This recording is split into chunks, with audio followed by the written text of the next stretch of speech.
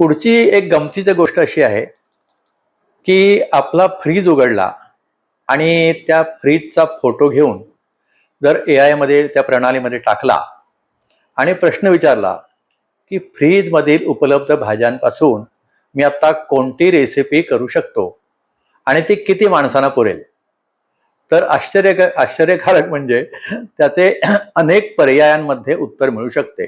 म्हणजे ह्या टोमॅटो काय असतील कागडी टोमॅटोचं कोशिंबीर करा किंवा ते टोमॅटोचं आमलेट करा, अशा सगळ्या प्रकारचं ताबडतोब तिथे रेसिपी येतात.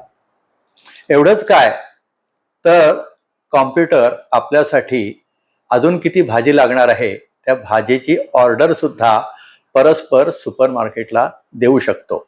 ही सगळी AI ची किमया आहे. चीनमधील हॉटेलमध्ये रूम सर्व्हिससाठी रोबोटचा वापर केला जातो. रूममध्ये काही खाद्यपदार्थ जर आपण ऑर्डर केले तर रोबोट ते घेऊन रूमच्या बाहेर उभा असतो.